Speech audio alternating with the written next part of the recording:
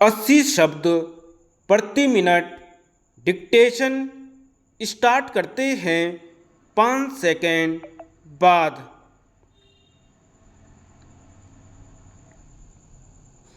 एक पत्रकार सम्मेलन में संवाददाताओं के प्रश्नों का उत्तर देते हुए प्रधानमंत्री महोदया ने कहा कि इस देश को यदि आगे ले जाना है तो हमें पंचवर्षीय योजनाओं के द्वारा प्रगति करनी होगी।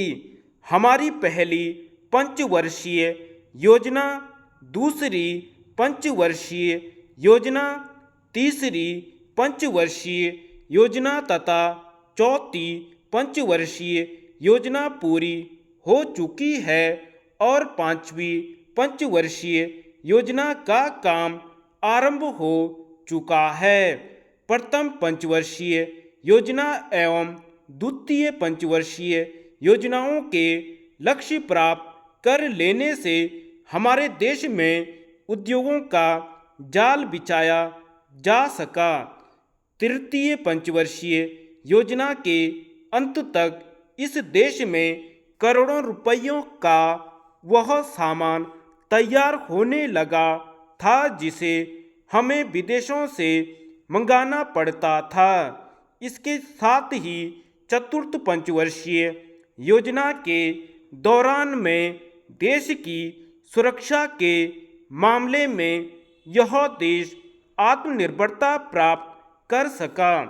सम्मेलन में रक्षा मंत्रालय में राज्य मंत्री ने बताया कि हमारे नेट हवाई जहाज़ों ने विदेशों में बने हवाई जहाज़ों से कहीं अधिक सफलता प्राप्त की। उन्होंने यह भी बताया कि वित्त मंत्रालय ने देश की सुरक्षा के लिए धन की कमी की प्रगति के मार्ग में आड़े नहीं आने दिया, जिसके फलस्वरूप हमारे रक्षा सामग्री के उत्पादन करने वाले कारखानों में अधिक उत्पादन हो सका।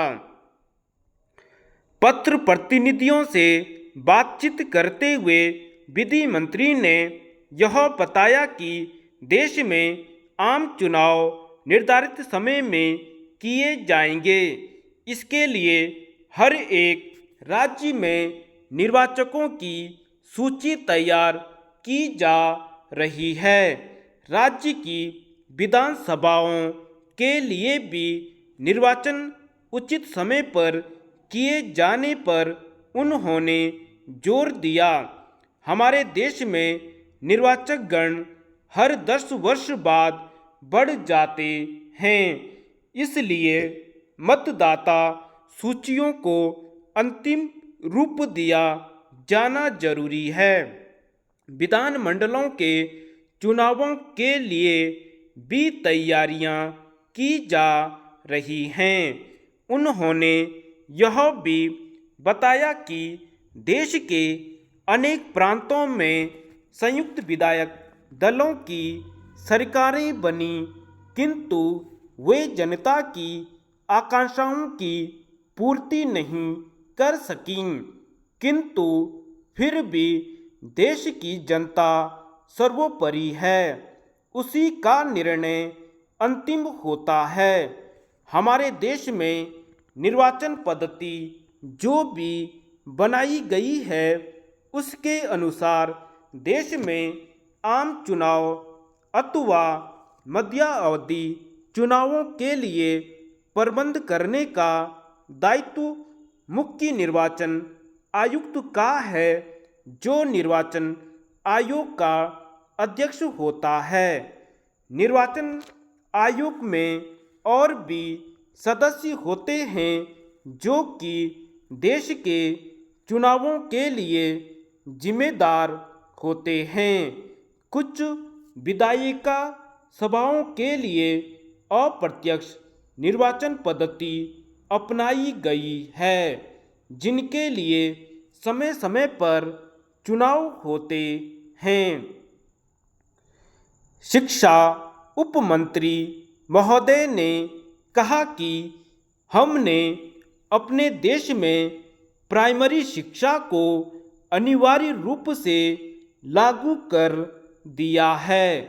अध्यापकों को निर्देश दिया गया है कि वे घर घर जाकर ऐसे बच्चों की सूची तैयार करें जो 5 वर्ष से अधिक उम्र के हो गए हैं और शिक्षा प्राप्त नहीं कर रहे हैं। उच्च शिक्षा प्राप्त करने के लिए व्यापक प्रबंध किए गए हैं, किंतु यह आवश्यक है कि उच्च शिक्षा उन्हीं को प्राप्त हो जो कि इसके लिए योग्य हों।